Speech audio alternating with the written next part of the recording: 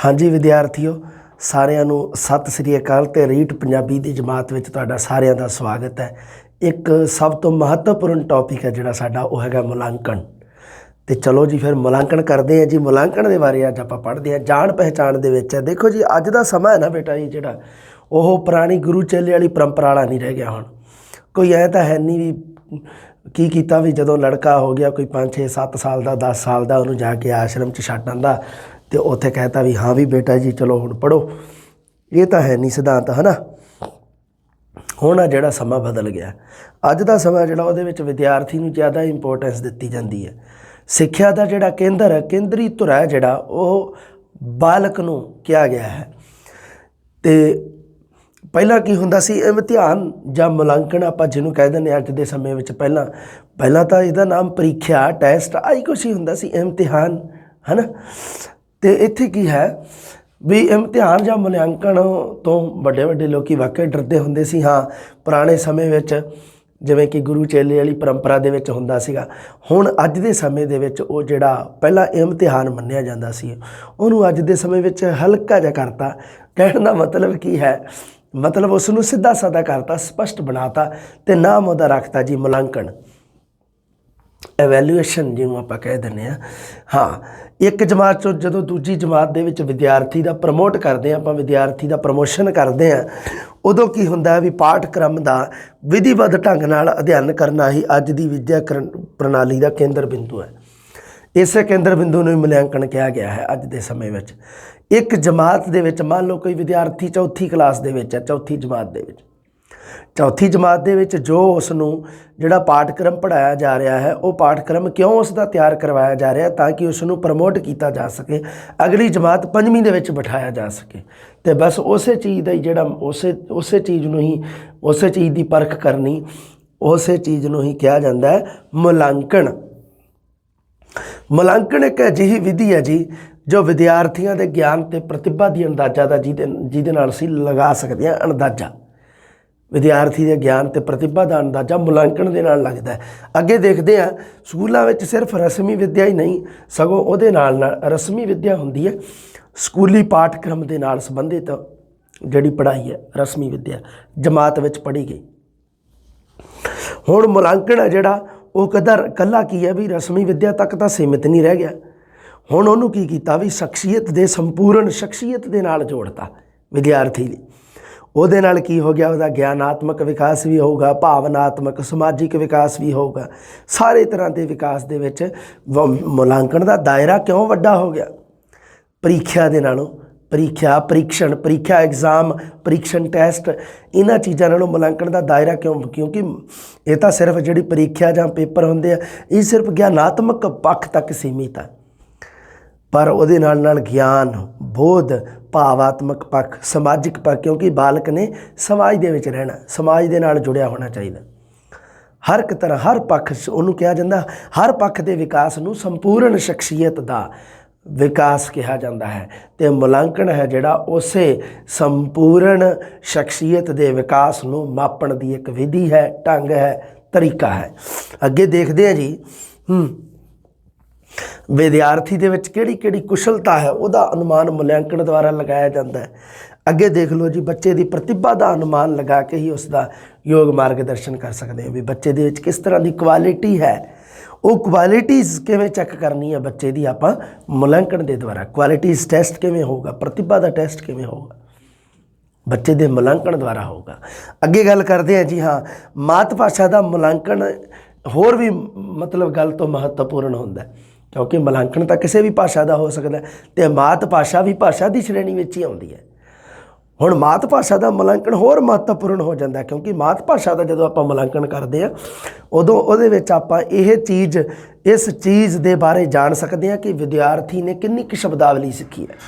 ਕਿਉਂਕਿ ਸ਼ਬਦ ਭੰਡਾਰ ਦੇ ਵਿੱਚ ਜਿੰਨਾ ਵਾਧਾ ਹੋਊਗਾ ਅਤੇ ਵਿਦਿਆਰਥੀ ਦੀ ਜਿਹੜੀ ਪਕੜ ਹੈ ਭਾਸ਼ਾ ਦੇ ਉੱਪਰ ਓਨੀ ਬਣਦੀ ਜਾਏਗੀ। ਆਪਾਂ ਜਿਹਨੂੰ ਕਹਿ ਦਿੰਦੇ ਹਾਂ ਭਾਸ਼ਾ ਦੇ ਉੱਪਰ ਅਧਿਕਾਰ, ਸਾਡੀ ਪੈਡਾਗੋਜੀ ਦੀ ਭਾਸ਼ਾ ਵਿੱਚ ਆਪਾਂ ਉਹਨੂੰ ਪੜ੍ਹਦੇ ਹਾਂ ਭਾਸ਼ਾ ਦੇ ਉੱਪਰ ਅਧਿਕਾਰ। ਅਗਰ ਕਿਸੇ ਵਿਦਿਆਰਥੀ ਦਾ ਆਪਾਂ ਚਾਹੁੰਦੇ ਹਾਂ ਕਿ ਭਾਸ਼ਾ ਦੇ ਉੱਪਰ ਅਧਿਕਾਰ ਹੋਵੇ, ਉਹਦੇ ਵਾਸਤੇ ਕੀ ਕਰਨਾ ਪਊਗਾ, ਵਿਦਿਆਰਥੀ ਦੀ ਸ਼ਬਦਾਵਲੀ ਦੇ ਵਿੱਚ, ਸ਼ਬਦਕੋਸ਼ ਦੇ ਵਿੱਚ ਵਾਧਾ ਕਰਨਾ ਪਊਗਾ। ਵੱਧ ਤੋਂ ਵੱਧ ਸ਼ਬਦ ਉਸ ਨੂੰ ਸਿਖਾਉਣੇ ਪੈਣਗੇ। ਸਭ ਤੋਂ ਪਹਿਲਾ ਸ਼ਬਦ ਕੋਈ ਐਂ ਤਾਂ ਹੈ ਨਹੀਂ ਵੀ ਅੰਗਰੇਜ਼ੀ ਦਾ ਸ਼ਬਦ ਸਿਖਾ ਦਾਂਗੇ ਉਹਨੂੰ ਜਾਂ ਕਿਸੇ ਹੋਰ ਭਾਸ਼ਾ ਦਾ। ਮਤਲਬ ਕਹਿਣ ਦਾ ਕੀ ਹੈ, ਸਭ ਤੋਂ ਪਹਿਲਾਂ ਉਸ ਨੂੰ ਉਸ ਦੀ ਮਾਤ ਭਾਸ਼ਾ ਦੇ ਨਾਲ ਸੰਬੰਧਿਤ ਸ਼ਬਦ ਸਿਖਾਏ ਜਾਂਦੇ ਨੇ।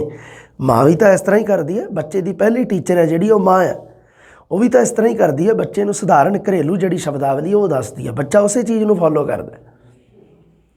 ਤੇ ਹੁਣ ਕੋਈ ਮਾਂ ਐਵੇਂ ਤਾਂ ਹੈ ਨਹੀਂ ਵੀ ਕੋਈ ਮੰਨ ਲਓ ਕਿ ਜਿਵੇਂ ਕੋਈ ਦਾਰਸ਼ਨਿਕ ਵਿਚਾਰ ਕਰਨ ਲੱਗ ਗਈ ਜਾਂ ਕੋਈ ਰਾਜਨੀਤੀ ਦੇ ਨਾਲ ਸੰਬੰਧਿਤ ਉਹਨੂੰ ਸ਼ਬਦਾਵਲੀ ਦੱਸ ਰਹੀ ਹੈ, ਨਹੀਂ, ਕਾਮਨ ਜਿਹੜੇ ਕਿ ਉਸ ਦੀ ਮਾਤ ਭਾਸ਼ਾ ਦੇ ਵਿੱਚ ਦੱਸ ਰਹੀ ਹੈ ਉਹਨੂੰ। ਤਾਂ ਇਸੇ ਨੂੰ ਕਿਹਾ ਜਾਂਦਾ ਮਾਤ ਭਾਸ਼ਾ ਤੋਂ ਹੀ ਸ਼ਬਦਾਵਲੀ ਹੈ ਜਿਹੜੀ ਬੱਚੇ ਦੀ ਸ਼ਬਦਾਵਲੀ ਵਿੱਚ ਵਾਧਾ ਹੋਣਾ ਮਾਤ ਭਾਸ਼ਾ ਤੋਂ ਸ਼ੁਰੂ ਹੁੰਦਾ ਹੈ। ਅੱਗੇ ਦੇਖਦੇ ਹਾਂ ਜੀ, ਹਾਂ, ਜੇਕਰ ਬੱਚਾ ਭਾਸ਼ਾ ਦੇ ਕਿਸੇ ਵੀ ਖੇਤਰ ਦੇ ਵਿੱਚ ਮੰਨ ਲਓ ਪਿੱਛੇ ਰਹਿ ਗਿਆ ਜਾਂ ਦੂਸਰੇ ਵਿਸ਼ਿਆਂ ਦਾ ਗਿਆਨ ਹਾਸਲ ਕਰਨ ਵਿੱਚ ਕਾਮਯਾਬ ਨਹੀਂ ਹੋ ਸਕਿਆ ਤੇ ਮੁਲਾਂਕਣ ਦੁਆਰਾ ਉਸ ਦੀਆਂ ਇਸ ਭਾਸ਼ਾ ਸੰਬੰਧੀ ਅਸ਼ੁੱਧੀਆਂ ਨੂੰ ਦੂਰ ਕਰ ਸਕਦੇ ਹਾਂ। ਪਹਿਲੀ ਗੱਲ ਤਾਂ ਪਤਾ ਕਿਵੇਂ ਲੱਗੂਗਾ ਕਿ ਵਿਦਿਆਰਥੀ ਹੈ ਜਿਹੜਾ ਉਹ ਇਸ ਭਾਸ਼ਾ ਦੇ ਇਸ ਪੱਖ ਦੇ ਵਿੱਚ ਪਿੱਛੇ ਰਹਿ ਗਿਆ, ਪਤਾ ਲੱਗੂ ਮੁਲਾਂਕਣ ਦੁਆਰਾ। ਅੱਗੇ ਦੇਖਦੇ ਹਾਂ ਜੀ, ਮੁਲਾਂਕਣ ਸੰਬੰਧੀ ਤੁਸੀਂ ਚਿੰਤਾ ਨਹੀਂ ਕਰਨੀ, ਸਧਾਰਨ ਆ ਜਿਹੜੀ ਥਿਓਰੀ ਹੈ ਇਹ ਪੜ੍ਹ ਲਓ ਬਸ। ਤੇ ਉਸ ਤੋਂ ਬਾਅਦ ਪ੍ਰਸ਼ਨ ਆ ਜਿਹੜੇ ਪੂਰੇ ਸ਼ਾਨਦਾਰ ਬਣਾਉਂਗਾ, ਸਿੱਧਾ ਡਾਇਰੈਕਟ ਪ੍ਰਸ਼ਨ ਆ ਜਾਣਗੇ। ਹੋਰ ਦੱਸੋ। ਅੱਗੇ ਦੇਖਦੇ ਹਾਂ ਜੀ, ਹਾਂ, ਸ਼ੁੱਧ ਭਾਸ਼ਾ ਦਾ ਗਿਆਨ ਦੇਣ ਵਾਸਤੇ ਅਧਿਆਪਕ ਦੁਆਰਾ ਵਿਸ਼ੇਸ਼ ਯਤਨ ਕੀਤੇ ਜਾ ਸਕਦੇ ਆ। ਮੁਲਾਂਕਣ ਕਰਾਂਗੇ ਤੇ ਵਿਦਿਆਰਥੀ ਦੀ ਭਾਸ਼ਾ ਸੰਬੰਧੀ ਕਮੀਆਂ ਖਾਮੀਆਂ ਅਧਿਆਪਕ ਦੇ ਸਾਹਮਣੇ ਆਉਣਗੀਆਂ ਤੇ ਅਧਿਆਪਕ ਉਸ ਕਮੀਆਂ ਖਾਮੀਆਂ ਦੇ ਅਨੁਸਾਰ ਆਪਣਾ ਰਿਐਕਸ਼ਨ ਕਰ ਸਕਦਾ ਹੈ, ਰਿਐਕਸ਼ਨ ਦੇ ਸਕਦਾ ਹੈ। ਅੱਗੇ ਦੇਖਦੇ ਹਾਂ ਜੀ, ਪ੍ਰੀਖਿਆਵਾਂ ਤਾਂ ਅੱਗੇ ਦੇਖ ਲਓ, ਧਿਆਨ ਨਾਲ ਮੈਂ ਥੋੜ੍ਹੀ ਗੱਲ ਪੜ੍ਹਦਾ, ਇੰਪੋਰਟੈਂਟ। ਪ੍ਰੀਖਿਆਵਾਂ ਤਾਂ ਵਿਦਿਆਰਥੀ ਦਾ ਕੇਵਲ ਬੌਧਿਕ ਮਿਆਰ ਹੀ ਪਰਖਦੀਆਂ ਹਨ, ਜਦਕਿ ਸ਼ਖਸੀਅਤ ਦੇ ਬਾਕੀ ਪੱਖਾਂ ਦਾ ਅਨੁਮਾਨ ਵਿਅਕਤੀਗਤ ਮੁਲਾਂਕਣ ਦੁਆਰਾ ਹੀ ਸੰਭਵ ਹੋ ਸਕਦਾ ਹੈ। ਪ੍ਰੀਖਿਆ ਤਾਂ ਬੌਧਿਕ ਵਿਕਾਸ ਬਾਰੇ ਇਕੱਲੇ ਬਾਰੇ ਆਪਾਂ ਜਾਣ ਸਕਦੇ ਹਾਂ, ਪ੍ਰੀਖਿਆ ਰਾਹੀਂ ਐਗਜ਼ਾਮ ਜਿਹਨੂੰ ਆਪਾਂ ਕਹਿ ਦਿੰਦੇ ਹਾਂ, ਪਰ ਮੁਲਾਂਕਣ ਜਦੋਂ ਕਰਾਂਗੇ ਇਵੈਲੂਏਸ਼ਨ, ਉਹਦੇ ਨਾਲ ਬੱਚੇ ਦੀ ਸੰਪੂਰਨ ਸ਼ਖਸੀਅਤ ਦੇ ਬਾਕੀ ਪੱਖਾਂ ਦਾ ਵੀ ਆਪਾਂ ਅਨੁਮਾਨ ਲਗਾ ਸਕਦੇ ਹਾਂ ਵਿਅਕਤੀਗਤ ਮੁਲਾਂਕਣ ਦੁਆਰਾ। ਉਦੇਸ਼, ਮੁਲਾਂਕਣ ਦੇ ਉਦੇਸ਼ ਕੀ ਹੈ? ਵਿਦਿਆਰਥੀ ਦੇ ਕੰਮਾਂ ਦੀ ਪ੍ਰੀਖਿਆ ਲੈਣੀ। ਅੱਗੇ ਦੇਖੋ, ਉਹਨਾਂ ਦੀਆਂ ਮੁਸ਼ਕਲਾਂ ਨੂੰ ਪ੍ਰਾਪਤ ਕਰਕੇ ਉਹਨਾਂ ਦਾ ਨਿਵਾਰਨ ਕਰਨਾ। ਮੁਸ਼ਕਲਾਂ ਨੂੰ ਪ੍ਰਾਪਤ ਕਰਕੇ ਇਹਨੂੰ ਆਪਾਂ ਕਹਿ ਦਿੰਦੇ ਹਾਂ ਨਿਦਾਨਾਤਮਕ ਪਰੀਖਣ। ਮੁਸ਼ਕਲਾਂ ਨੂੰ ਪ੍ਰਾਪਤ ਕਰਨਾ, ਮੁਸ਼ਕਲਾਂ ਬਾਰੇ ਜਾਣਨਾ, ਇਹਨੂੰ ਕੀ ਕਿਹਾ ਜਾਂਦਾ ਹੈ? ਨਿਦਾਨਾਤਮਕ, ਜਿਹਨੂੰ ਹਿੰਦੀ 'ਚ ਕਹਿ ਦਿੰਦੇ ਆ ਕਾਰਨੋਂ ਕਾ ਪਤਾ ਲਗਾਨਾ। ਨਿਦਾਨਾਤਮਕ, ਜਿਹਨੂੰ ਆਪਾਂ ਪੰਜਾਬੀ ਦੇ ਵਿੱਚ ਇੱਕ ਹੋਰ ਨਾਮ ਤੋਂ ਪੜ੍ਹਦੇ ਹਾਂ ਤਸ਼ਖੀਸੀ ਪਰੀਖਣ। ਤਸ਼ਖੀਸੀ ਪੜ੍ਹਿਆ ਹੋਣਾ ਤੁਸੀਂ, ਵਿਦਿਆਰਥੀ ਮੇਰੇ ਤੋਂ ਅਕਸਰ ਪੁੱਛਦੇ ਹੁੰਦੇ, ਸਰ ਜੀ ਤਸ਼ਖੀਸੀ ਕੀ ਹੈ ਜੀ? ਮੈਂ ਕਿਹਾ ਜੀ ਬਿਲਕੁਲ ਸਹੀ ਹੈ, ਤਸ਼ਖੀਸੀ ਹੈ ਜਿਹੜਾ ਉਹ ਕੀ ਚੀਜ਼ ਹੈ? ਉਹ ਸਾਡਾ ਹੈਗਾ ਨਿਦਾਨਾਤਮਕ ਪਰੀਖਣ ਜਾਂ ਤਸ਼ਖੀਸੀ ਪਰੀਖਣ, ਜਿਹਨੂੰ ਪੰਜਾਬੀ ਵਿੱਚ ਕਿਹਾ ਜਾਂਦਾ। ਅਤੇ ਜਦੋਂ ਕਾਰਨਾਂ ਦਾ ਪਤਾ ਲੱਗ ਗਿਆ ਤੇ ਫਿਰ ਉਹ ਰੋਗ ਹੈ ਜਿਹੜਾ ਬਿਮਾਰੀ, ਉਸ ਨੂੰ ਮਿਟਾਉਣਾ ਵੀ ਹੈ, ਉਸ ਦਾ ਉਪਚਾਰ ਵੀ ਕਰਨਾ ਤੇ ਉਸ ਤੋਂ ਬਾਅਦ ਉਸ ਦਾ ਨਿਵਾਰਨ ਕਰਨਾ। ਮਤਲਬ ਕੀ ਹੁੰਦਾ? ਉਪਚਾਰ ਕਰਨਾ, ਮਤਲਬ ਉਪਚਾਰਾਤਮਕ ਪਰੀਖਣ ਕਰਨਾ। ਪਹਿਲਾਂ ਹੋਊਗਾ ਤਸ਼ਖੀਸੀ, ਨਿਦਾਨਾਤਮਕ। ਤਸ਼ਖੀਸੀ ਮਤਲਬ ਨਿਦਾਨਾਤਮਕ, ਉਸ ਤੋਂ ਬਾਅਦ ਉਪਚਾਰਾਤਮਕ। ਇਹ ਸਾਰੀਆਂ ਗੱਲਾਂ ਕਿਹੜੇ ਦਾਇਰੇ 'ਚ ਆਉਂਦੀਆਂ? ਮੁਲਾਂਕਣ ਦੇ ਦਾਇਰੇ 'ਚ ਆਉਂਦੀਆਂ। ਅੱਗੇ ਦੇਖੋ, ਪ੍ਰਚਲਿਤ ਪ੍ਰੀਖਿਆ ਪ੍ਰਣਾਲੀ ਵਿੱਚ ਸੁਧਾਰ ਕਰਨਾ। ਹੁਣ ਪ੍ਰੀਖਿਆ ਪ੍ਰਣਾਲੀ ਜਿਹੜੀ ਚੱਲ ਰਹੀ ਆ ਉਹਦੇ ਵਿੱਚ ਸੁਧਾਰ ਕਰਨਾ, ਇਹ ਜਿਹੜੀ ਉਹਦੇ ਵਿੱਚ ਕਮੀ ਕੀ ਚੱਲ ਰਹੀ ਹੈ, ਇਸ ਬਾਰੇ ਜਾਣਕਾਰੀ ਕੌਣ ਦੇਊਗਾ ਸਾਨੂੰ? ਮੁਲਾਂਕਣ, ਇਵੈਲੂਏਸ਼ਨ ਦੇਊਗਾ। ਪ੍ਰੀਖਿਆ ਖੁਦ ਨਹੀਂ ਦੇ ਸਕਦੀ, ਪ੍ਰੀਖਿਆ ਤਾਂ ਚੱਲੀ ਜਾ ਰਹੀ ਹੈ, ਪਰ ਪ੍ਰੀਖਿਆ ਦੇ ਵਿੱਚ ਕੀ ਸੁਧਾਰ ਹੋ ਸਕਦਾ ਹੈ? ਆਪਾਂ ਕਹਿੰਦੇ ਨਾ ਪ੍ਰੀਖਿਆ ਦਾ ਦਾਇਰਾ ਛੋਟਾ ਹੈ, ਮੁਲਾਂਕਣ ਦਾ ਦਾਇਰਾ ਵੱਡਾ ਹੈ। ਪੜ੍ਹਦੇ ਆ ਇਹ ਗੱਲ, ਹੈ ਨਾ, ਵੀ ਪ੍ਰੀਖਿਆ ਕੇਵਲ ਬੌਧਿਕ ਸੱਤਰ ਨਾਲ ਸੰਬੰਧਿਤ ਹੈ, ਪਰ ਮੁਲਾਂਕਣ ਬੱਚੇ ਦੀ, ਵਿਦਿਆਰਥੀ ਦੀ ਸੰਪੂਰਨ ਸ਼ਖਸੀਅਤ ਦੇ ਨਾਲ ਸੰਬੰਧਿਤ ਹੈ। ਅਤੇ ਹੁਣ ਇੱਥੇ ਕੀ ਹੈ? ਇੱਥੇ ਗੱਲ ਉਹੀ ਆ ਗਈ ਵੀ ਪ੍ਰੀਖਿਆ ਪ੍ਰਣਾਲੀ ਦੇ ਵਿੱਚ ਸੁਧਾਰ ਜੇ ਕਰਨਾ ਹੈ ਤਾਂ ਮੁਲਾਂਕਣ ਜਿਹੜਾ ਹੈ ਉਹ ਸਾਡੇ ਸਭ ਤੋਂ ਜ਼ਿਆਦਾ ਮਹੱਤਵਪੂਰਨ ਰੂਪ ਵਿੱਚ ਕੰਮ ਆਊਗਾ।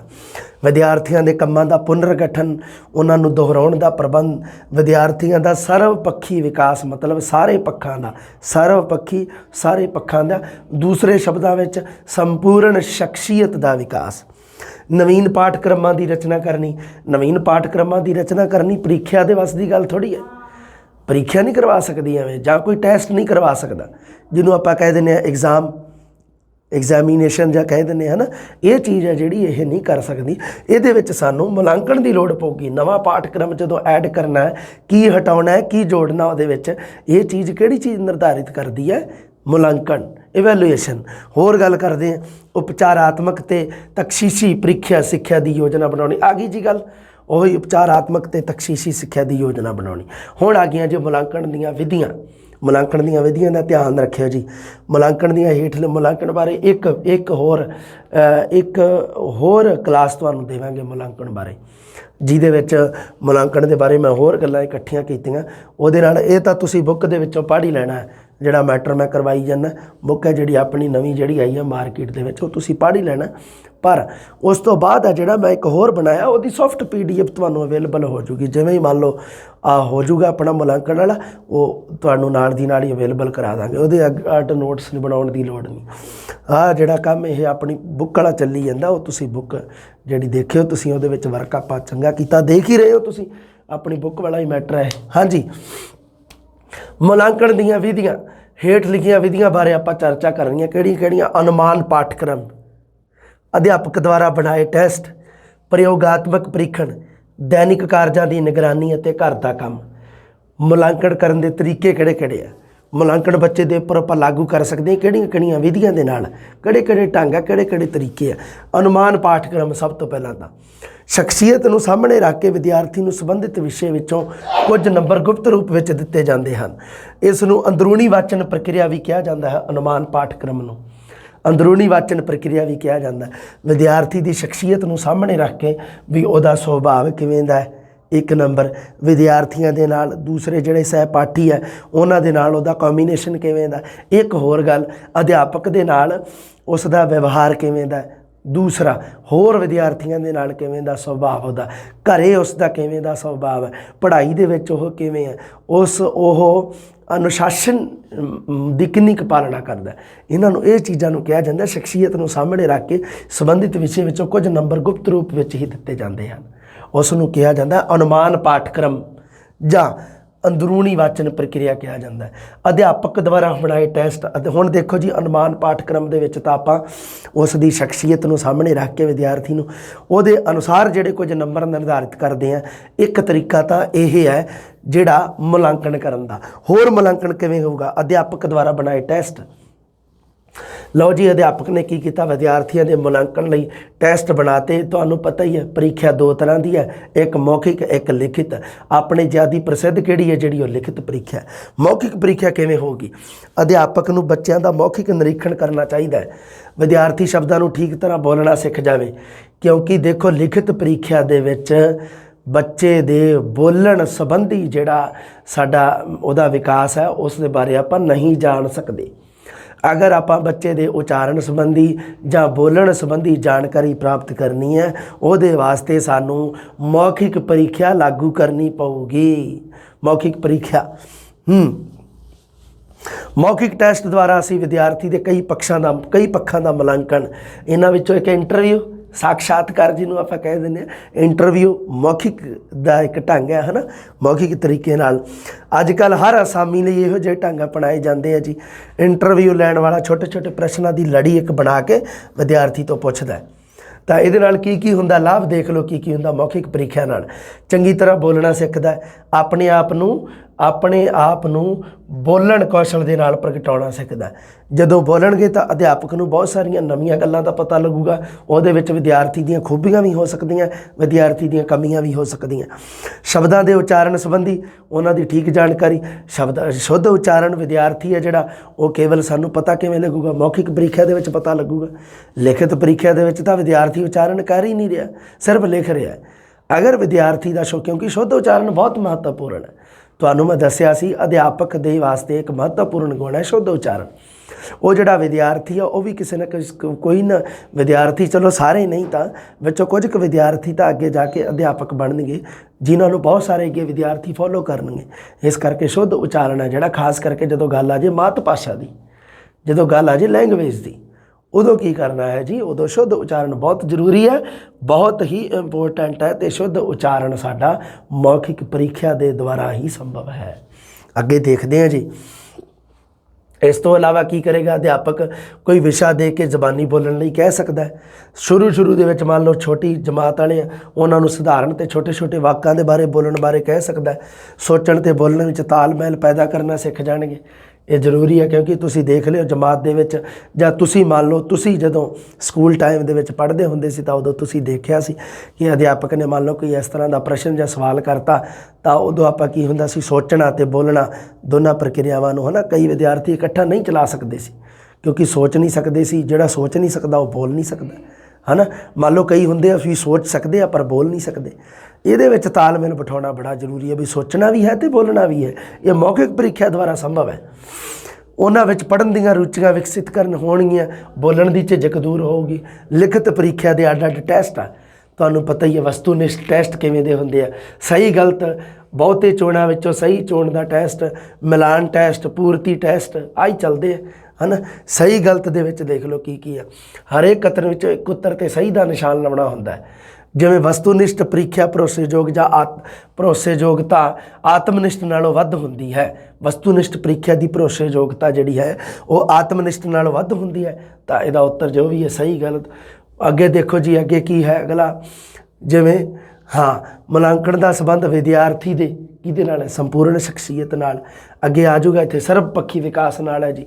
ਇਹ ਜਿਹੜਾ ਆਪਾਂ ਕਹਿ ਦਿੰਦੇ ਹਾਂ ਸਹੀ ਗਲਤ। ਹੁਣ ਆ ਗਿਆ ਜੀ ਮਿਲਾਨ ਟੈਸਟ। ਕੁਝ ਅੱਖਰਾਂ ਅਤੇ ਸ਼ਬਦਾਂ ਦਾ ਮਿਲਾਨ ਆਉਂਦੇ ਇਸ ਤਰ੍ਹਾਂ ਦੇ ਤੁਸੀਂ ਐਗਜ਼ਾਮ ਦਿੱਤੇ ਹੋਏ, ਇਹਨੂੰ ਕਿਹਾ ਜਾਂਦਾ ਮਿਲਾਨ ਟੈਸਟ।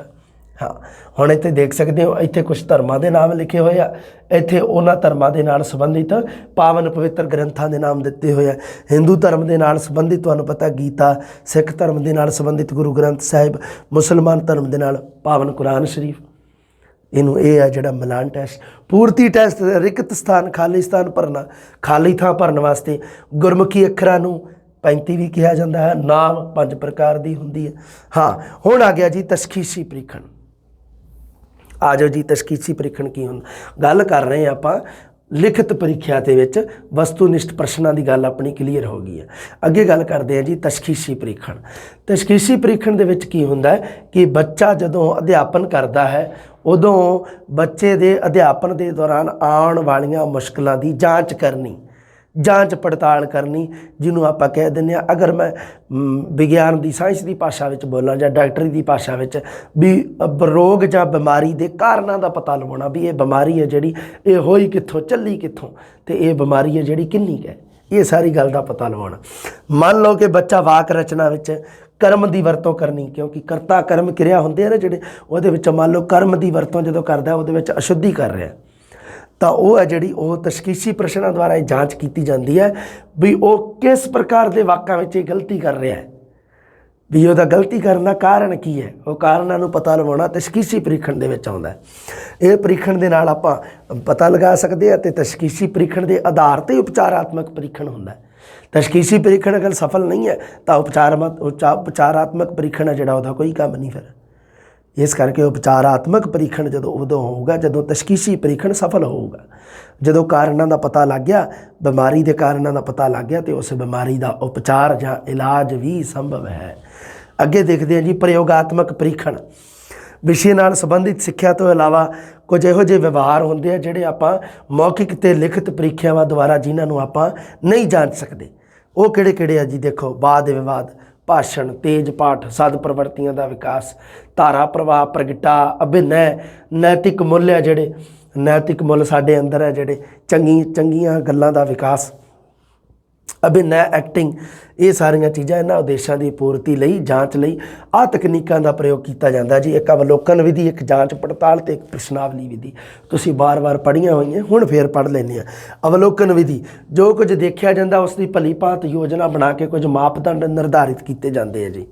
ਇਹ ਯਤਨ ਕੀਤਾ ਜਾਂਦਾ ਹੈ ਵੀ ਅਵਲੋਕਨ ਹੈ ਜਿਹੜਾ ਉਹ ਨਿਰਪੱਖ ਰੂਪ ਵਿੱਚ ਕੀਤਾ ਜਾਵੇ। ਅਵਲੋਕਨ ਦੇ ਅੰਤਰਗਤ ਸੂਚਨਾ ਇਕੱਤਰ ਕਰਨ ਲਈ ਜਾਂਚ, ਸੂਚੀ, ਨਿਰਧਾਰਨ, ਮਾਪਣੀ, ਇਹ ਸੰਚਿਤ ਕਾਰਡਾਂ ਦੀ ਵਰਤੋਂ ਕੀਤੀ ਜਾਂਦੀ ਹੈ। ਪੜ੍ਹਿਆ ਹੋਇਆ ਤੁਸੀਂ ਸਾਈਕੋਲੋਜੀ 'ਚ। ਅੱਗੇ ਦੇਖਦੇ ਹਾਂ ਜਾਂਚ। ਸਿਰਫ ਸਧਾਰਨ ਗੱਲਾਂ ਦੀ ਧਿਆਨ ਰੱਖਣਾ ਤੁਸੀਂ, ਹੋਰ ਕੁਛ ਨਹੀਂ। ਜਾਂਚ ਪੜਤਾਲ ਵਿਧੀ, ਬੱਚੇ ਦੀ ਸ਼ਖਸੀਅਤ ਨਾਲ ਸੰਬੰਧਿਤ ਤੱਥ ਅਧਿਆਪਕ ਆਪ ਉਸੇ ਬੱਚੇ ਦੁਆਰਾ ਜਾਂ ਹੋਰ ਸਾਥੀਆਂ ਤੋਂ ਪੁੱਛ ਪੜਤਾਲ ਕਰਕੇ ਵਸਤੂਨਿਸ਼ਟ ਅਤੇ ਸੰਗਠਿਤ ਰੂਪ ਵਿੱਚ ਪ੍ਰਾਪਤ ਕਰਦਾ, ਉਸ ਨੂੰ ਕਿਹਾ ਜਾਂਦਾ ਜਾਂਚ ਪੜਤਾਲ ਵਿਧੀ। ਪ੍ਰਸ਼ਨਾਵਲੀ ਇੱਕ ਪ੍ਰਕਾਰ ਦੀ ਸਵੈ ਨਿਰਧਾਰਿਤ ਮਾਪਣੀ ਹੈ ਨਾ, ਬਿਲਕੁਲ ਅਧਿਆਪਕ ਪ੍ਰਸ਼ਨਾਂ ਦੇ ਮਾਧਿਅਮ ਦੁਆਰਾ ਨਿਰਧਾਰਿਤ ਕਰਦਾ ਵੀ ਜੀਵਨ ਦੀਆਂ ਭਿੰਨ ਪ੍ਰਸਥਿਤੀਆਂ ਵਿੱਚ ਬੱਚਾ ਕਿਸ ਪ੍ਰਕਾਰ ਦਾ ਵਿਵਹਾਰ ਕਰੂਗਾ। ਇਹ ਗੱਲ ਸਾਡੀ ਕਲੀਅਰ ਹੋ ਗਈ। ਅੱਗੇ ਦੈਨਿਕ ਕਾਰਜਾਂ ਦੀ ਨਿਗਰਾਨੀ ਆ ਗਈ ਜੀ। ਇਹ ਤਾਂ ਸੀਗੇ ਸਾਡੇ ਇਹ ਆ ਜਿਹੜੇ ਸਾਡੇ ਇਹ ਪ੍ਰਯੋਗਾਤਮਕ ਪ੍ਰੀਖਣ ਦੇ ਵਿੱਚ ਆ ਗਏ। ਹੁਣ ਆਪਾਂ ਗੱਲ ਕਰਦੇ ਹਾਂ ਮੁਲਾਂਕਣ ਦੇ ਵਿੱਚ ਅੱਗੇ ਹੋਰ ਮੁਲਾਂਕਣ ਆਪਾਂ ਕਿਵੇਂ ਕਰ ਸਕਦੇ ਹਾਂ। ਆਪਾਂ ਪੜ੍ਹੇ ਸੀ ਨਾ ਸ਼ੁਰੂ ਦੇ ਵਿੱਚ, ਉਹਦੇ ਵਿੱਚੋਂ ਇੱਕ ਆ ਗਿਆ ਦੈਨਿਕ ਕਾਰਜਾਂ ਦੀ ਨਿਗਰਾਨੀ। ਭਾਸ਼ਾ ਤੇ ਸਿੱਖਿਆ ਦੇ ਨਾਲ ਸੰਬੰਧਿਤ ਉਪਲਬਧੀਆਂ ਦਾ ਸਹੀ ਅਤੇ ਵਿਸਤ੍ਰਿਤ ਮੁਲਾਂਕਣ ਹੈ ਜਿਹੜਾ ਉਹ ਬੱਚੇ ਦੇ ਦੈਨਿਕ ਵਿਵਹਾਰ ਅਤੇ ਕਿਰਿਆਵਾਂ ਨੂੰ ਦੇਖ ਕੇ ਸ਼੍ਰੇਣੀ ਵਿੱਚ ਵਿਦਿਆਰਥੀ ਦੀ ਕਿਰਿਆਸ਼ੀਲਤਾ, ਭਿੰਨ ਭਿੰਨ ਪ੍ਰੋਗਰਾਮਾਂ ਵਿੱਚ ਭਾਗ ਲੈਣਾ, ਉਹਦਾ ਵਿਦਿਆਰਥੀ ਕਿੰਨਾ ਕੁ ਐਕਟਿਵ ਹੈ, ਕਿੰਨੇ ਕੁ ਮਤਲਬ ਸਕੂਲ ਦੇ ਵਿੱਚ ਕੋਈ ਫੰਕਸ਼ਨ ਪ੍ਰੋਗਰਾਮ ਹੁੰਦੇ ਆ ਉਹਦੇ ਵਿੱਚ ਕਿੰਨਾ ਕੁ ਵੱਧ ਚੜ੍ਹ ਕੇ ਭਾਗ ਲੈਂਦਾ। ਅੱਗੇ ਦੇਖਦੇ ਹਾਂ ਅਧਿਆਪਕਾਂ, ਸਾਥੀ ਅਤੇ ਹੋਰ ਕਰਮਚਾਰੀਆਂ ਨਾਲ ਵਾਰਤਾਲਾਪ ਆਦਿ ਦੀ ਨਿਗਰਾਨੀ, ਦੈਨਿਕ ਕਾਰਜਾਂ ਦੀ ਨਿਗਰਾਨੀ। ਵਿਦਿਆਰਥੀ ਜਿੰਨਾ ਟਾਈਮ ਸਕੂਲ ਦੀ ਬਾਉਂਡਰੀ ਦੇ ਵਿੱਚ ਹੈ ਉਹਦੇ ਉੱਪਰ ਨਿਗਰਾਨੀ, ਉਸ ਦੇ ਦੈਨਿਕ ਕਾਰਜਾਂ ਦੀ, ਰੋਜ਼ਾਨਾ ਦੇ ਕਾਰਿਆਂ ਦੀ ਨਿਗਰਾਨੀ। ਘਰ ਦਾ ਕੰਮ ਦੇਣਾ, ਪੜ੍ਹਾਈ ਗਈ ਪਾਠ ਵਸਤੂ ਦਾ ਅਧਿਐਨ ਕਰਨ ਲਈ ਅਧਿਆਪਕ ਹੈਗਾ ਜਿਹੜਾ ਕੁਝ ਕੁ ਵਿਦਿਆਰਥੀਆਂ ਨੂੰ ਕੁਝ ਕੁ ਪ੍ਰਸ਼ਨ ਹੈ ਜਿਹੜੇ ਉਹ ਕੀ ਕਰਦਾ, ਘਰੋਂ ਹੱਲ ਕਰਕੇ ਲਿਆਉਣ ਲਈ ਕਹਿੰਦਾ। ਘਰ ਦੇ ਕੰਮ ਵਿੱਚ ਕੀ ਕੁਛ ਦਿੰਦਾ ਉਹ, ਪ੍ਰਸ਼ਨਾਂ ਦੇ ਉੱਤਰ ਦਾ ਪਾਠ ਦਾ ਸਾਰ, ਸ਼ਬਦਾਂ ਦੀ ਵਾਕਾਂ ਵਿੱਚ ਵਰਤੋਂ, ਯਾਦ ਕੀਤੀ ਗਈ ਪਾਠ ਵਸਤੂ ਨੂੰ ਸੁਣਾਉਣ ਦੇ ਆਧਾਰ 'ਤੇ ਵਿਦਿਆਰਥੀ ਦੀ ਭਾਸ਼ਾ ਸੰਬੰਧੀ ਯੋਗਤਾ ਦਾ ਮੁਲਾਂਕਣ ਕੀਤਾ ਜਾ ਸਕਦਾ। ਘਰ ਦਾ ਕੰਮ ਇਹ ਜਿਹੜਾ ਮੁਲਾਂਕਣ ਨੂੰ ਜਾਚਣ ਦੀ ਸ਼੍ਰੇਣੀ ਵਿੱਚ ਆਉਂਦਾ ਹੈ। ਲਓ ਜੀ ਅੱਗੇ ਗੱਲ ਕਰਦੇ ਹਾਂ ਪੰਜਾਬੀ ਭਾਸ਼ਾ ਦਾ ਸਵਾਲ ਪਰਚਾ ਪ੍ਰਸ਼ਨ ਪੱਤਰ ਬਣਾਉਣਾ। ਇਹ ਕਾਰਨ ਕੀ ਹੈ, ਇਹ ਸਾਡੇ ਟੌਪਿਕ ਹੈ ਨਹੀਂ, ਸਿੱਧਾ ਨਹੀਂ ਦੇ ਰੱਖਿਆ। ਇਹਦੇ ਨਾਲ ਸੰਬੰਧਿਤ ਪ੍ਰਸ਼ਨ ਪੁੱਛੇ ਜਾਂਦੇ ਆ ਸਧਾਰਨ ਸ਼ਬਦਾਂ ਦੇ ਵਿੱਚ, ਤੁਸੀਂ ਇਹਨੂੰ ਪੜ੍ਹਨਾ, ਜ਼ਿਆਦਾ ਨਹੀਂ ਮਾਈਂਡ 'ਤੇ ਪ੍ਰਭਾਵ ਪਾਉਣਾ ਇਸ ਚੀਜ਼ ਦਾ, ਕਾਮਨ ਪੜ੍ਹਨਾ। ਇਹਦੇ ਵਿੱਚੋਂ ਪ੍ਰਸ਼ਨ ਆਉਣ ਦੀ ਸੰਭਾਵਨਾ ਹੈ। ਹਾਲਾਂਕਿ ਪ੍ਰਸ਼ਨ ਹੈ ਜਿਹੜਾ ਉਹ ਮੁਲਾਂਕਣ ਦੇ ਵਿੱਚ ਆਊਗਾ। ਤੁਹਾਨੂੰ ਕਿਹਾ ਮੈਂ ਮੁਲਾਂਕਣ ਦੀ ਇੱਕ ਜਮਾਤ ਤੁਹਾਨੂੰ ਮੈਂ ਹੋਰ ਦੇਵਾਂਗਾ ਪੂਰੀ ਸ਼ਾਨਦਾਰ, ਜਿਹਦੇ ਵਿੱਚ ਤੁਹਾਡੀਆਂ ਸਾਰੀਆਂ ਗੱਲਾਂ ਕਲੀਅਰ ਹੋ ਜਾਣਗੀਆਂ। ਕਾਮਨ ਗੱਲਾਂ ਦੇ ਵਿੱਚੋਂ ਹੀ ਪ੍ਰਸ਼ਨ ਆਉਂਦਾ। ਅੱਗੇ ਦੇਖਦੇ ਹਾਂ ਅੱਜ ਕੱਲ੍ਹ ਜਿਹੜੀ ਮੌਜੂਦਾ ਮੁਲਾਂਕਣ ਕਰਨ ਦਾ ਤਰੀਕਾ ਕੀ ਹੈ, ਵਿਧੀ ਕੀ ਹੈ, ਲਿਖਤ ਪ੍ਰੀਖਿਆ। ਅਤੇ ਲਿਖਤ ਪ੍ਰੀਖਿਆ ਦੇ ਵਿੱਚ ਸਭ ਤੋਂ ਅੱਗੇ ਕੌਣ ਰਹਿੰਦਾ, ਸਵਾਲ ਪਰਚਾ ਜਿਹਨੂੰ ਕਹਿ ਦਿੰਦੇ, ਸਵਾਲ ਪਰਚਾ ਪ੍ਰਸ਼ਨ ਪੱਤਰ ਬਣਾਉਣਾ ਹੈ ਨਾ। ਲਿਖਤੀ ਪ੍ਰੀਖਿਆ ਵਿੱਚ ਪ੍ਰਸ਼ਨ ਪੱਤਰ ਦਾ ਹੋਣਾ ਬਹੁਤ ਜ਼ਰੂਰੀ ਹੈ। ਮੌਖਿਕ ਪ੍ਰੀਖਿਆ ਦੇ ਵਿੱਚ ਤਾਂ ਹੋਵੇ ਨਾ ਹੋਵੇ ਕੋਈ ਦਿੱਕਤ ਨਹੀਂ। ਹਾਂ, ਇੱਕ ਜਟਿਲ ਪ੍ਰਕਿਰਿਆ ਪ੍ਰਸ਼ਨ ਪੱਤਰ ਦਾ ਨਿਰਮਾਣ ਵੀ, ਇਹਦਾ ਵੀ ਨਿਰਧਾਰਨ ਕੀਤਾ ਗਿਆ ਹੈ ਵੀ ਕਿਹੜੇ ਪ੍ਰਸ਼ਨ ਕਿੰਨੇ ਪਾਉਣੇ ਆ, ਕੀ ਪਰਸੈਂਟੇਜ ਰਹੂਗਾ, ਕੀ ਵੇਟੇਜ ਰਹੂਗਾ, ਸਾਰੀਆਂ ਗੱਲਾਂ ਜ਼ਰੂਰੀ ਹੈ ਨਾ। ਹਾਂ, ਅਧਿਆਪਕ ਹੈ ਜਿਹੜਾ ਉਹ ਭਾਸ਼ਾ ਅਧਿਆਪਕ ਆਪਣੇ ਕਾਰਜ ਵਿੱਚ ਸਫਲ ਹੋਇਆ ਜਿਹਨੇ ਆਦਰਸ਼ ਪ੍ਰਸ਼ਨ ਪੱਤਰ ਹੈ ਜਿਹੜਾ ਉਹ ਕਿਵੇਂ ਦਾ ਹੋਣਾ ਚਾਹੀਦਾ। ਇੱਕ ਆਦਰਸ਼ ਪ੍ਰਸ਼ਨ ਪੱਤਰ ਜਿਹੜਾ ਨਮੂਨਾ ਪੇਸ਼ ਕੀਤਾ ਜਾ ਸਕੇ ਕਿਵੇਂ ਦਾ, ਉਦੇਸ਼ਾਂ 'ਤੇ ਆਧਾਰਿਤ ਹੋਣਾ ਚਾਹੀਦਾ ਇੱਕ ਤਾਂ, ਕਿਉਂਕਿ ਹਰ ਗੱਲ ਦੇ ਉਦੇਸ਼ ਹੈ, ਸਿੱਖਿਆ ਦੇ ਵੀ ਤਾਂ ਉਦੇਸ਼ ਹੈ, ਉਹਨਾਂ ਉਦੇਸ਼ਾਂ ਨੂੰ ਪੂਰਾ ਕਰਨ ਵਾਲਾ ਹੋਣਾ ਚਾਹੀਦਾ। ਪਹਿਲੀ ਗੱਲ ਉਦੇਸ਼ਾਂ ਦੇ ਉੱਪਰ ਨਿਰਧਾਰਿਤ ਹੋਣਾ ਚਾਹੀਦਾ। ਨਿਰਧਾਰਿਤ ਪਾਠ ਪੁਸਤਕ ਹੁੰਦੀ ਹੈ, ਪਾਠਕ੍ਰਮ ਜਿਹੜਾ ਦਿੱਤਾ ਹੁੰਦਾ ਉਹਦੇ ਉੱਪਰ ਨਿਰਭਰ ਹੋਣਾ ਪੈਂਦਾ। ਪ੍ਰਕਿਰਿਆ ਵਿੱਚ ਪੂਰਵ ਨਿਰਧਾਰਿਤ ਉਦੇਸ਼ਾਂ ਦੀ ਸਫਲਤਾ ਅਤੇ ਅਸਫਲਤਾ ਦੇ ਮਾਪਣ ਨੂੰ ਧਿਆਨ ਵਿੱਚ ਰੱਖਿਆ ਜਾਣਾ ਚਾਹੀਦਾ ਉਦੇਸ਼ਾਂ ਦਾ। ਅੱਗੇ ਦੇਖੋ ਜੀ, ਸਰਲ ਅਤੇ ਸਪਸ਼ਟ ਨਿਰਦੇਸ਼ ਦੇਣ ਦਾ ਸਿਧਾਂਤ। ਸਭੀ ਪ੍ਰਸ਼ਨ ਕਰਨੇ ਅਨਿਵਾर्य ਹੈ ਨਾ। ਟਾਈਮ ਕਿੰਨਾ ਜੀ, ਇਹ ਸਾਰੀਆਂ ਚੀਜ਼ਾਂ ਹੈ ਨਾ, ਇਹ ਸਾਰਾ ਜਿਹੜਾ ਹੁੰਦਾ ਇਹਨੂੰ ਕਿਹਾ ਜਾਂਦਾ ਸਰਲ ਅਤੇ ਸਪਸ਼ਟ ਨਿਰਦੇਸ਼। ਵਿਦਿਆਰਥੀਆਂ ਨੂੰ ਚੰਗੇ ਪ੍ਰਸ਼ਨ ਪੱਤਰ ਦੇ ਨਿਰਮਾਣ ਵਿੱਚ ਨਿਰਦੇਸ਼ ਹੋਣੇ ਚਾਹੀਦੇ ਆ। ਆਰੰਭ ਵਿੱਚ ਦਿਸ਼ਾ ਨਿਰਦੇਸ਼ ਦਿੱਤੇ ਜਾਣੇ ਚਾਹੀਦੇ ਆ। ਨਿਰਦੇਸ਼ਾਂ ਵਿਚਲੀ ਭਾਸ਼ਾ ਸ਼ੁੱਧ, ਸਰਲ, ਸਪਸ਼ਟ ਹੋਣੀ ਚਾਹੀਦੀ ਹੈ। ਪ੍ਰੀਖਿਆ ਦਾ ਸਮਾਂ, ਕੁੱਲ ਅੰਕਾਂ ਦੀ ਵੰਡ, ਅੰਕ ਨਿਰਧਾਰਨ ਕਰਨੇ, ਪ੍ਰਸ਼ਨਾਂ ਦੇ ਉੱਤਰਾਂ ਦੀ ਸ਼ਬਦ ਸੀਮਾ, ਇਹ ਸਾਰੇ ਕਿਹਦੇ ਚਾਹੁੰਦੇ ਆ, ਸਰਲ ਅਤੇ ਸਪਸ਼ਟ ਨਿਰਦੇਸ਼ਾਂ ਚਾਹੁੰਦੇ ਆ। ਵਿਦਿਆਰਥੀ ਨੂੰ ਨਿਰਦੇਸ਼ ਦੇਣੇ ਹੈ ਨਾ। ਅੰਕੜੀ ਬਿੰਦੂਆਂ ਦੇ ਆਧਾਰ 'ਤੇ ਦਿੱਤੀ ਜਾਣੀ ਚਾਹੀਦੀ ਹੈ ਕਿ ਉਹਨਾਂ ਨੇ ਕਿੰਨੇ ਪ੍ਰਸ਼ਨ ਕਰਨੇ ਆ। ਅੰਦਰੂਨੀ ਅਤੇ ਬਾਹਰੀ ਛੋਟ ਬਾਰੇ ਵੀ ਸਪਸ਼ਟ ਲਿਖਿਆ ਜਾਵੇ ਹੈ ਨਾ। ਅਥਵਾ ਵਾਲੇ ਜਿਹੜੇ ਕੋਈ ਹੁੰਦੇ ਆ, ਉਦੇਸ਼ਾਂ ਅਨੁਸਾਰ ਅੰਕ ਨਿਰਧਾਰਨ ਕਰਨੇ ਆ। ਪ੍ਰਸ਼ਨ ਪੱਤਰ ਤਿਆਰ ਕਰਨ ਵਾਸਤੇ ਉਦੇਸ਼ਾਂ ਦੇ ਅਨੁਸਾਰ ਅੰਕ ਵੰਡ ਹੋਣਗੇ। ਉਦੇਸ਼ਾਂ ਦੇ ਅਨੁਸਾਰ ਜਿਵੇਂ ਦੇ ਉਦੇਸ਼ ਉਵੇਂ ਦੇ ਅੰਕ ਨਿਰਧਾਰਨ। ਦੇਖੋ ਕਿਵੇਂ, ਸਮਝਣ ਯੋਗਤਾ ਦੇ ਨਾਲ ਸੰਬੰਧਿਤ 15% ਹੋਣੇ ਚਾਹੀਦੇ ਆ ਪੂਰਾ। ਅੱਗੇ ਦੇਖੋ, ਪ੍ਰਗਟਾਓ ਸੰਬੰਧੀ 35 ਅਤੇ ਗਿਆਨ ਪਰਖ ਦੇ ਸੰਬੰਧੀ 35, ਸੁਹਜਾਤਮਕ ਬੋਧ ਮਤਲਬ 15%। ਸਾਡੀ ਜਿਹੜੀ ਭਾਵਾਤਮਕ ਸੁੰਦਰਤਾ ਜਿਹਨੂੰ ਕਹਿ ਦਿੰਦੇ ਆ ਉਹਦੇ ਨਾਲ ਸੰਬੰਧਿਤ। ਵਿਸ਼ੇ ਵਸਤੂ ਅਨੁਸਾਰ ਅੰਕ ਨਿਰਧਾਰਿਤ ਕਰਨੇ ਆ ਜੀ। ਦੇਖੋ ਕਿਵੇਂ, ਅਧਿਆਪਨ ਵਿੱਚ ਪਾਠ ਸਮੱਗਰੀ, ਕਵਿਤਾ, ਸ਼ਬਦਾਵਲੀ, ਵਿਆਕਰਣ, ਵਿਹਾਰਿਕ ਵਿਆਕਰਣ, ਗਦ ਰਚਨਾ, ਵਾਰਤਕ, ਸੁਲੇਖ, ਇਹ ਸਾਰੇ ਵਿਸ਼ਾ ਵਸਤੂ ਆ, ਇਹਦੇ ਅਨੁਸਾਰ ਨਿਰਧਾਰਿਤ ਕਰਨਾ ਹੈ ਨਾ। ਪ੍ਰਸ਼ਨ ਪੱਤਰ ਦੇ ਵਿੱਚ ਵਿਸ਼ਾ ਵਸਤੂ ਉੱਪਰ ਨਿਰਧਾਰਿਤ ਹੁੰਦਾ। ਤੁਹਾਨੂੰ ਪਤਾ ਹੀ ਹੈ ਵੀ ਪਾਠ ਸਮੱਗਰੀ ਹੈ, ਕਵਿਤਾ, ਕੋਈ ਵਿਆਕਰਣ ਸੰਬੰਧੀ ਪ੍ਰਸ਼ਨ ਹੈ, ਗਦ ਰਚਨਾ ਹੈ, ਵਾਰਤਕ ਹੈ ਜਾਂ ਸੁਲੇਖ ਹੈ, ਇਹ ਚੀਜ਼ਾਂ ਜਿਹੜੀਆਂ ਉਹਦਾ ਨਿਰਧਾਰਿਤ ਕੀਤਾ ਹੁੰਦਾ। ਪ੍ਰਸ਼ਨਾਂ ਦੀ ਵੰਨ ਸੁਵੰਨਤਾ ਦਾ ਸਿਧਾਂਤ ਹੋਣਾ ਚਾਹੀਦਾ। ਪ੍ਰਸ਼ਨ ਅਲੱਗ-ਅਲੱਗ ਪ੍ਰਕਾਰ ਦੇ ਹੋਣੇ ਚਾਹੀਦੇ, ਭਿੰਨ-ਭਿੰਨ ਪ੍ਰਕਾਰ ਦੇ ਹੋਣੇ ਚਾਹੀਦੇ ਆ। ਪ੍ਰਸ਼ਨਾਂ ਵਿੱਚ ਵੰਨ ਸੁਵੰਨਤਾ ਹੋਣੀ ਚਾਹੀਦੀ, ਇੱਕੋ ਪ੍ਰਕਾਰ ਦੇ ਨਹੀਂ। ਐਵੇਂ ਨਹੀਂ ਵੀ ਨਿਰੇ ਨਿਬੰਧਾਤਮਕ ਪ੍ਰਸ਼ਨ ਹੀ ਤੱਕ ਦੇ ਵਿੱਚ, ਜਾਂ ਵਸਤੂਨਿਸ਼ਟੀ ਜਾਂ ਨਿਰੇ ਜਾਂ ਲਘੂ ਉੱਤਰ ਵਾਲੇ ਹੀ, ਐਵੇਂ ਨਹੀਂ, ਸਾਰੇ ਤਰ੍ਹਾਂ ਦੇ ਹੋਣੇ ਚਾਹੀਦੇ ਆ। ਨਿਬੰਧਾਤਮਕ ਵੀ ਹੋਣੇ ਚਾਹੀਦੇ ਆ, ਵਸਤੂਨਿਸ਼ਟ ਵੀ ਹੋਣੇ ਚਾਹੀਦੇ ਆ, ਲਘੂ ਉੱਤਰ ਵਾਲੇ ਵੀ ਪ੍ਰਸ਼ਨ ਵੀ ਹੋਣੇ ਚਾਹੀਦੇ ਆ। देखो किन्ने किन्ने होने चाहिए, आ देख लो, याद रखियो। निबंधात्मक प्रश्न 50%, वस्तुनिष्ठ 25, लघु उत्तर 25। वस्तुनिष्ठ ते लघु उत्तर दोनों 25-25 है, निबंधात्मक 50।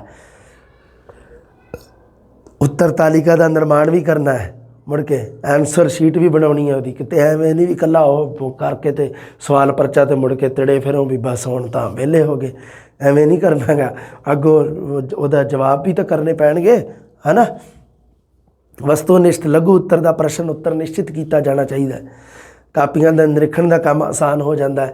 निबंधात्मक प्रश्नों के विच भी मुख्य तत्थां नूं दर्शाया जाना चाहिए। कोई ऐ तो है नहीं भी चलो जी 4 पेज भरते निबंधात्मक प्रश्न संबंधी तो दे दो जी 16-17 नंबर, एवं तो कर नहीं सकते, है ना। यदा भी एक भी इन्ने क तत्थ अगर लिखे होणगे तो इन्ने नंबर मिलणगे। अगे देखो हुण गल करदे हां विश्वास योग्यता ते प्रमाणिकता का सिद्धांत। प्रश्न पत्र दे समय विश्वास योग्यता तो होनी चाहिए है, प्रमाणिक होना चाहिए। व्यापकता का सिद्धांत समुचे पाठक्रम नूं शामिल करना, इनू कहा जाता व्यापकता। व्यापकता का मतलब है कि सारे समुचा, समुचे का शाब्दिक अर्थ हुंदा सारे का सारा, सारे दी सारी, सारे दे सारे पाठक्रम नूं अपने कलावे विच लै लेना, सारे दे सारे पाठक्रम दे नाल संबंधित प्रश्न पुछने, उन्होंने कहा जाता व्यापकता का सिद्धांत। प्रश्न पत्र निर्माण समय किहड़ियां किहड़ियां गल्लां ध्यान रखणियां जी, स्पष्ट निर्देश देने चाहिए है, सही गल है। जितों तक हो सके प्रश्न विच ही सिक्ख्या उद्देशां की जांच करने की कोशिश की जानी चाहिए। प्रश्न पत्र विच प्रश्नों की लोड़ींदी जरूरत अनुसार मात्रा होवे, प्रश्न विच वंन सुवन्नता ते नवीनता होवे। ਜਿਹੜੇ प्रश्न पत्र विच समरण आधारित ਜਿਹੜੇ प्रश्न संख्या घट होनी चाहिए है। बच्चों अंदर घोटा लाऊ प्रवृत्ति नूं घटाया जा सके। घोटा लाऊ मतलब रट्टाफिकेशन जिन्हों आप कह देंगे, रट्टाफिकेशन है ना, रट्टा लाऊ प्रवृत्ति या घोटा लाऊ प्रवृत्ति। कई विद्यार्थी है जोड़े रट्टा ला लेंगे, इस करके जोड़े प्रश्न है जोड़े वो समरण आधारित याददाश्त आधारित प्रश्न घट होने चाहिए। कोई विद्यार्थी की समझण योग्यता के नाल संबंधित भी होने चाहिए, जिन्होंने विद्यार्थी समझ के पढ़ सके। रट्टा लाउंदा जिहड़ा वो समझदा नहीं गल नूं किसी नूं भी, वो तो दब्बी किल्ली आउंदा। प्रश्न पत्र प्रश्नों की दोहराई नहीं होनी चाहिए। अजिहे संकेत चिन्ह नहीं होने चाहिए जिहड़े दूसरे प्रश्नों संकेत का काम करन। ध्यान रखना इस गल नूं भी एवें एक प्रश्न एवें संकेत देता, दूसरे दे विच भी दूसरे का उत्तर विद्यार्थी अंदाजा ला के सही कर जे, एवें दा काम नहीं करना। सौखे प्रश्न आरंभ विच होने चाहिए भी विद्यार्थी जिहड़ा पहलां सौखे सौखे करके थोड़ा जिहा तिड़ जे तो मुड़ के बाद में औखे पा दो, कहने का मतलब भी सौखे प्रश्न आरंभ विच होने चाहिए। पर पता नहीं की गल है, हुण तां पेपर हुंदे आ पहलां पहलां औखे पा दिंदे आ, खास करके जिहड़े हुंदे आ अपने कंपीटीशन एग्जाम दे, उन्हां दी गल नहीं कर रहे इत्थे तां अपने ਜਿਹੜੇ ਸਿੱਖਿਆ ਦੇ ਨਾਲ ਸੰਬੰਧਿਤ ਸਕੂਲੀ ਸਿੱਖਿਆ ਦੇ ਨਾਲ। ਪਾਠਕ੍ਰਮ ਦੇ ਵਿਸ਼ਾ ਵਸਤੂ ਤੋਂ ਬਾਹਰੋਂ ਨਹੀਂ ਪ੍ਰਸ਼ਨ ਹੋਣੇ ਚਾਹੀਦੇ, ਵਿਸ਼ਾ ਵਸਤੂ ਦੇ ਨਾਲ ਸੰਬੰਧਿਤ ਹੋਣੇ ਚਾਹੀਦੇ, ਉਹਦੇ ਨਾਲ ਰਿਲੇਟਡ। ਪ੍ਰਸ਼ਨਾਂ ਦੇ ਨਿਰਮਾਣ ਸਮੇਂ ਰੂਪਰੇਖਾ ਨੂੰ ਧਿਆਨ ਵਿੱਚ ਰੱਖਣਾ। ਪਤਾ ਹੀ ਹੈ ਤੁਹਾਨੂੰ ਵੀ ਕਿਸ ਤਰ੍ਹਾਂ ਦੀ ਰੂਪਰੇਖਾ ਹੁੰਦੀ ਹੈ। ਅਗਰ ਨਿਬੰਧ ਵਾਲਾ ਪ੍ਰਸ਼ਨ ਦੇਣਾ ਤਾਂ ਸਭ ਤੋਂ ਥੱਲੇ ਦਿੱਤਾ ਹੁੰਦਾ, ਸਭ ਤੋਂ ਪਹਿਲਾਂ ਨਹੀਂ ਦਿੱਤਾ ਹੁੰਦਾ, ਇਹਨੂੰ ਕਿਹਾ ਜਾਂਦਾ ਰੂਪਰੇਖਾ। प्रश्न पत्र का निर्माण है जोड़ा पूर्व निर्धारित मापदंडों की सारणी अनुसार होना चाहिए। निर्माण की प्रक्रिया किहड़ी है देख लो जी। किहड़ी एक तो मुलांकण लई निर्धारित विषय वस्तु का निर्धारण ते पछाण, एक ये है निर्माण की प्रक्रिया जी। मुलांकन वास्ते जोड़ा विषय वस्तु निर्धारित किया गया है वह निर्धारण करना तो वही पछाण करनी है। ये की करना आप पंजाबी विच ये उद्देश है जोड़ा समझण शक्ति, प्रगटा शक्ति, ज्ञान और सोचात्मक बोध के 4 वर्गों में वंडिया जाता है। इनू भी थोड़ा जिहा ध्यान नाल देखना तुसीं। मुलांकन संबंधी जोड़ा है विषय वस्तु का निर्धारण ते पछाण। मापदंड सारणी का निर्माण, प्रश्न पत्र के निर्माण की दूजी अवस्था जी मापदंड सारणी जी बनानी है। हर प्रकार के उद्देश की पूर्ति करने वाला प्रश्न पत्र बनाना है। निर्धारित प्रश्नों की गिणती निर्धारित ये मापदंड सारणी में आ जाते हैं। विश्वासयोग ते प्रमाणिक प्रश्नों का निर्माण करना है जोड़े भरोसेयोग होण, विश्वासयोग होण, प्रमाणिक होण। मतलब की है भी किसी भी दृष्टि दे विच ओह गलत ना होण, प्रमाणिक होण। हाँ, व्याकरणक तौर पर सही और स्पष्ट होने चाहिए। प्रश्न पत्र में प्रश्नों का स्थान निश्चित किया जाना चाहिए।